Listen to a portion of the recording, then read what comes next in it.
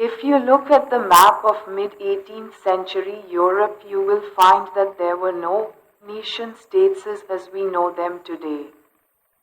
अगर आप मध्य 18वीं सदी के यूरोप के नक्शे को देखें तो उसमें वैसे राष्ट्र राज्य नहीं मिलेंगे जैसे कि आज हैं।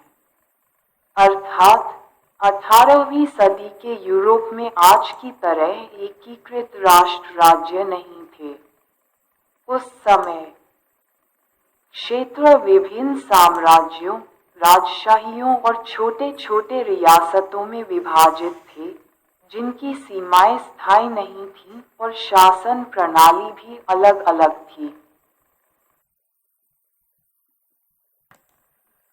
What we know today as Germany, Italy and Switzerland were divided into kingdoms, duchies and cantons whose rulers had their autonomous territories, जिन्हें आज हम जर्मनी, इटली और स्विट्जरलैंड के रूप में जानते हैं, वे तब राजशाहियों, डचियों, डचीज और कैंटन्स में बटे हुए थे, जिनके शासकों के स्वायत्त क्षेत्र थे। अर्थात उस समय जर्मनी, इटली और स्विट्जरलैंड आज की तरह एकीकृत देश नहीं थे। ये कई छोटे राज्यों में विभाजित थे, जिनमें विभिन्न राजशाहियां, डचियां और कैंटर शामिल थे। राजशाही ऐसे क्षेत्र थे जिन पर किसी राजा का शासन होता था। इसी प्रकार डची किसी राज्य का कोई भाग होता था, जिसका मुख्य ड्यूक कहलाता था, जो राजा से नीचे लेकिन सामान्य जागीरदारों से ऊपर होता था। ड्यूक पूरी तरह स्वतंत्र नहीं होते थे, लेकिन अपने आंतरिक मामलों में स्वतंत्र होते थे, यानी वे अपने नियम कानून बना सकते थे, कर वसूल सकते थे और अपनी सेना रख सकते थे। कैंटर स्विट्जरलैंड में छोटे प्रशासनिक क्षेत्र थे, जिनकी अपनी स्थानीय सरकार होती थी। ये आज भी स्विट्जरलैंड के अलग अलग राज्यों के रूप में मौजूद हैं।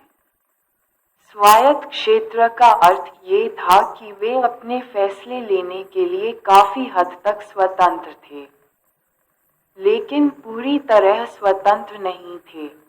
संक्षेप में, उस समय जर्मनी, इटली और स्विट्जरलैंड छोटे छोटे राज्यों में बटे थे, जिनमें से कुछ पर राजा शासन करते थे, कुछ पर ड्यूक, और स्विट्जरलैंड में कैंटर नामक छोटे प्रशासनिक क्षेत्र थे, जिनकी अपनी स्थानीय सरकार थी।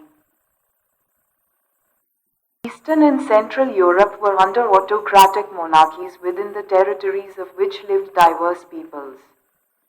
पूर्वी और मध्य यूरोप निरंकुश राजतंत्रों के अधीन थे और इन इलाकों में तरह तरह के लोग रहते थे। कहने का अर्थ है कि पूर्वी और मध्य यूरोप में राजा या सम्राट का निरंकुश शासन था, जिसका मतलब ये था कि वहां के शासक अपनी मर्जी से शासन करते थे और जनता के पास कोई अधिकार नहीं थे। इन क्षेत्रों में अलग अलग भाषाएं बोलने वाले और विभिन्न जातीय समूहों के लोग रहते थे, जिनकी संस्कृति और परंपराएं भी भिन्न थीं।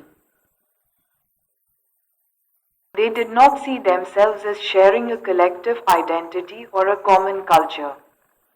वे अपने आप को एक सामूहिक पहचान या किसी समान संस्कृति का भागीदार नहीं मानते थे।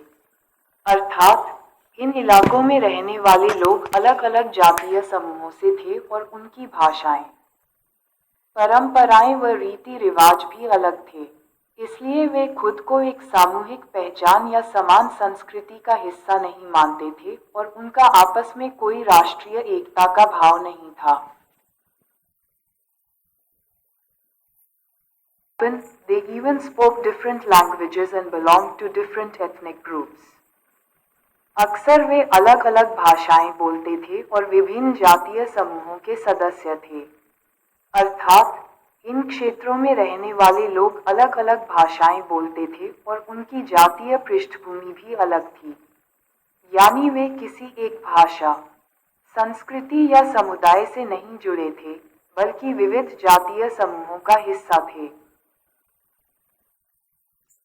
The Habsburg Empire that ruled over Austria-Hungary, for example, was a patchwork of many different regions and peoples. उदाहरण के तौर पर, ऑस्ट्रिया हंगरी पर शासन करने वाला हैब्सबर्ग साम्राज्य कई अलग अलग क्षेत्रों और जनसमूहों को जोड़कर बना था। अर्थात ऑस्ट्रिया हंगरी पर शासन करने वाला हैब्सबर्ग साम्राज्य कई अलग अलग क्षेत्रों और जातीय समूहों से मिलकर बना था। इसमें ऑस्ट्रिया हंगरी, बोहेमिया, गालिसिया अर्थात आज का पोलैंड और यूक्रेन क्षेत्र, लोम्बार्डी और वेनेशिया जैसे क्षेत्र शामिल थे। यहाँ जर्मन, मैग्यार अर्थात हंगेरियन, चेक, पोलिश, रोमानियाई, क्रोएशियन और स्लोवेनियाई जैसे विभिन्न समुदाय रहते थे, जिनकी भाषाएं और संस्कृतियां भी अलग थीं। It included the Alpine regions, the Tyrol, Austria and the Sudetenland as well as Bohemia, where the aristocracy was predominantly German-speaking. इसमें एल्प्स के टिरोल, ऑस्ट्रिया और सुडेटेनलैंड जैसे इलाकों के साथ साथ बोहेमिया भी शामिल था, जहां के कुलीन वर्ग में जर्मन भाषा बोलने वाले ज्यादा थे। अर्थात ऑस्ट्रियाई साम्राज्य अर्थात हैब्सबर्ग एम्पायर में कई जातीय समूह और भाषाएं थीं, जैसे हंगरी और उसके आसपास मैग्यार अर्थात हंगेरियन, स्लोवाक और रोमानियाई लोग रहते थे। वहीं गालिसिया अर्थात आज का पोलैंड और यूक्रेन क्षेत्र में पोलिश और यिद्दिश भाषा बोलने वाले यहूदी समुदाय के लोग रहते थे और लोम्बार्डी और वेनेशिया में इतालवी भाषा बोलने वाले लोग रहते थे। लेकिन प्रशासनिक और राजनीतिक रूप से जर्मन भाषी कुलीन वर्ग का वर्चस्व था, यानी पूरे साम्राज्य में विभिन्न संस्कृतियों और भाषाओं के लोग रहते थे, लेकिन सत्ता मुख्य रूप से जर्मन भाषी कुलीनों के हाथों में थी। इससे ये पता चलता है कि यह साम्राज्य बहुजातीय और बहुभाषीय था, लेकिन सभी को समान राजनीतिक अधिकार नहीं थे। It also included the Italian-speaking provinces of Lombardy and Venetia. In Hungary, half of the population spoke Magyar while the other half spoke a variety of dialects. In Galicia, the aristocracy spoke Polish. Habsburg साम्राज्य में Lombardy और Venetia जैसे इतालवी भाषी प्रांत भी शामिल थे। हंगरी में आधे लोग मैग्यार भाषा बोलते थे, जबकि बाकी लोग विभिन्न बोलियों का इस्तेमाल करते थे। गालिसिया में कुलीन वर्ग पोलिश भाषा बोलता था, जैसा कि आपको पिछली पंक्ति में मैंने विस्तार से बताया था। Besides these three dominant groups, there also lived within the boundaries of the empire a mass of subject peasant peoples, Bohemians and Slovaks to the north, Slovenes in Carniola, Croats to the south and Rumenes to the east in Transylvania. इन प्रभावशाली समूहों के अलावा Habsburg साम्राज्य की सीमा रेखाओं के भीतर भारी संख्या में खेती करने वाले लोग अधीन अवस्था में रहते थे, जैसे उत्तर में बोहेमियन और स्लोवाक, कार्निला में स्लोवेन्स, दक्षिण में क्रोएट तथा पूरब की तरफ ट्रांसिल्वेनिया में रहने वाले राउमैन लोग। अर्थात हैब्सबर्ग साम्राज्य में जर्मन भाषी कुलीन से ज्यादा किसान और सामान्य लोग रहते थे। इनका मुख्य कार्य खेती और विभिन्न श्रम कार्य था, हालांकि ये लोग शासकों और कुलीनों से ज्यादा थे। फिर भी इनके पास ज्यादा अधिकार नहीं थे और इन पर शासकों और कुलीन वर्ग का नियंत्रण था। Such differences did not easily promote a sense of political unity. The only tie binding these diverse groups together was a common allegiance to the emperor. ऐसा फर्क राजनीतिक एकता को आसानी से बढ़ावा देने वाला नहीं था। इन तरह तरह के समूहों को आपस में बांधने वाला तत्व केवल सम्राट के प्रति सबकी निष्ठा थी। अर्थात इस साम्राज्य में रहने वाले लोगों में जाति के आधार पर, भाषा के आधार पर और सामाजिक आधार पर बहुत सारी विविधताएं थीं। ऐसे में लोगों में राजनीतिक एकता बनाना आसान नहीं था। तो आखिर वो कौन सी चीज थी जो लोगों को आपस में जोड़े हुए थी? इसका उत्तर है सम्राट के प्रति वफादारी। कहने का अर्थ उनकी एकता उस समय सिर्फ सम्राट की सत्ता के कारण थी, न कि किसी राष्ट्रवादी भावना के कारण। इसलिए राष्ट्र राज्य बनाने का विचार तब इतना आसान नहीं था।